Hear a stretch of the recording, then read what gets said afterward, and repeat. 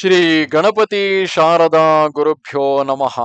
ಕೂಜಂತಂ ರಾಮರಾಮೇತಿ ಮಧುರಂ ಮಧುರಾಕ್ಷರಂ ಆರುಹ್ಯ ಕವಿತಾ ಶಾಖಂ ವಂದೇ ವಾಲ್ಮೀಕಿ ಕೋಕಿಲಂ. ಶ್ರೋತೃಗಳಿಗೆ ಶ್ರೀ ಚಾಮರಾಜೋಕ್ತಿ ವಿಲಾಸವೆಂಬ ಕನ್ನಡ ರಾಮಾಯಣದ ಅರಣ್ಯ ಕಾಂಡದಲ್ಲಿ ಶ್ರೀರಾಮನು ಖರನ 14 ಮಂದಿ ಸೇನಾಪತಿಗಳನ್ನು ಸಂಹರಿಸಿದ್ದು ಎಂಬ 20ನೆಯ ಅಧ್ಯಾಯಕ್ಕೆ ಸ್ವಾಗತ.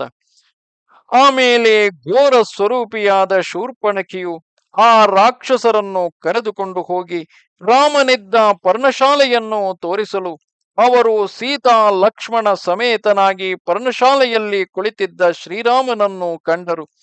ಶ್ರೀರಾಮ ಕಿವಿಮೂಗುಗಳನ್ನು ಕೊಯ್ಸಿಕೊಂಡು ಹೋದ ಶೂರ್ಪಣಖಿಯನ್ನು, ಅವಳ ಹಿಂದೆ ಬಂದ ರಾಕ್ಷಸರನ್ನು ಕಂಡು ಲಕ್ಷ್ಮಣನನ್ನು ಕುರಿತು ಹೇಳುತ್ತಾನೆ, ಎಲೈ ಲಕ್ಷ್ಮಣ, ನೀನು ಸೀತಾದೇವಿಯನ್ನು ರಕ್ಷಿಸಿಕೊಂಡು ಕ್ಷಣ ಮಾತ್ರವಿರು, ನಾನು ಆ ರಾಕ್ಷಸರನ್ನು ಕೊಂದು ಬರುತ್ತೇನೆ ಎಂದು ನುಡಿದನು.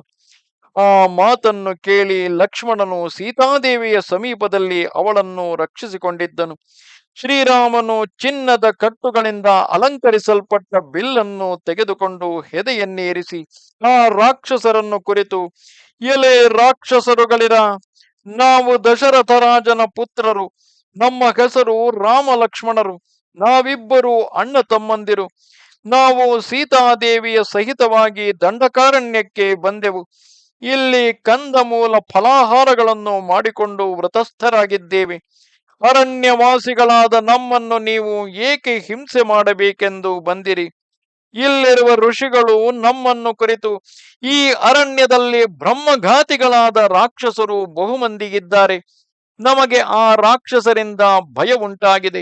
ಆ ರಾಕ್ಷಸರನ್ನು ಕೊಂದು ನಮ್ಮ ಭಯವನ್ನು ಪರಿಹರಿಸಿ ರಕ್ಷಿಸು ಎಂದು ಪ್ರಾರ್ಥಿಸಲು ನಾವು ಅವರ ಆಜ್ಞೆಯಿಂದ ಆಯುಧ ಪಾಣಿಗಳಾಗಿ ಯುದ್ಧ ಸನ್ನದ್ಧರಾಗಿದ್ದೇವೆ. ಎಲೆ ರಾಕ್ಷಸರುಗಳಿರ, ನೀವು ಪ್ರಾಣಗಳನ್ನು ಉಳಿಸಿಕೊಳ್ಳಬೇಕೆಂಬ ಪಕ್ಷದಲ್ಲಿ ಶೀಘ್ರವಾಗಿ ಓಡಿ ಹೋಗಿ ಎಂದು ನುಡಿದನು.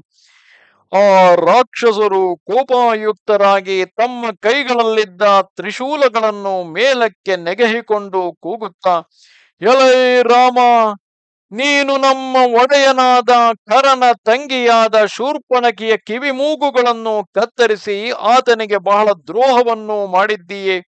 ಆತನು ಅತ್ಯಂತ ಕೋಪಾಯುಕ್ತನಾಗಿ ನಮ್ಮನ್ನು ಕಳುಹಿಸಿದನು. ನಾವು ನಿಮ್ಮನ್ನು ಬಿಡುವುದಿಲ್ಲ.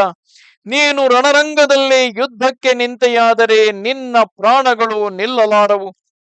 ಏಕಾಕಿಯಾದ ನಿನಗೆ ನಮ್ಮಿಷ್ಟು ಮಂದಿಯೊಡನೆ ಯುದ್ಧ ಮಾಡುವುದಕ್ಕೆ ಶಕ್ತಿ ಎತ್ತಣದು. ನೀನು ನಮ್ಮ ಮುಂದೆ ನಿಲ್ಲುವುದಕ್ಕೆ ಸಮರ್ಥನಲ್ಲ. ಯುದ್ಧ ಮಾಡಿದೆಯಾದರೆ ನಮ್ಮ ಕೈಯಲ್ಲಿರುವ ಶೂಲ, ಕರವಾಳ, ಬಿಂಡಿವಾಳ, ತೋಮರ, ಮುದ್ಗರ ಕಸಗಳಿಂದ ನಿನ್ನ ಕೈಯಲ್ಲಿರುವ ಬಿಲ್ಲು ಬಾಣಗಳು ನಿನ್ನ ಪ್ರಾಣಗಳು ಹೋಗುವವಲ್ಲದೆ ನಿಲ್ಲಲಾರವು ಎಂದು ನುಡಿದು ತಮ್ಮ ಆಯುಧಗಳನ್ನು ಶ್ರೀರಾಮನ ಮೇಲೆ ಪ್ರಯೋಗಿಸಿದರು. ಶ್ರೀರಾಮನು ಆ ರಾಕ್ಷಸರು ಪ್ರಯೋಗಿಸಿದ 14 ಶೂಲಗಳನ್ನು 14 ಬಾಣಗಳಿಂದ ಕತ್ತರಿಸಿ ಮಹಾಬಲ ಪರಾಕ್ರಮಿಯಾಗಿ ಮೆರೆಯುತ್ತಾ ಸಾಣೆಯಿಕ್ಕಲ್ಪಟ್ಟ ಸೂರ್ಯನ ಪ್ರಭೆಗೆ ಸಮಾನವಾದ ಕೂರಲುಗಗಳುಳ್ಳ 14 ಬಾಣಗಳನ್ನು ಆ ರಾಕ್ಷಸರ ಮೇಲೆ ಪ್ರಯೋಗಿಸಿದನು. ಆ ಅಂಬುಗಳು ಆ 14 ಮಂದಿ ರಾಕ್ಷಸರ ಶರೀರಗಳನ್ನು ಉಚ್ಚಳಿಸಿ ಅವರ ರಕ್ತದಿಂದ ನೆನೆದು ಹುತ್ತದಿಂದ ಕೋಪಾಟೋಪದಿಂದ ಅಪ್ಪಳಿಸಿ ಭೂಮಿಗೆ ಬೀಳುವ ಸರ್ಪಗಳಂತೆ ಭೂಮಿಯ ಮೇಲೆ ಬಿದ್ದವು.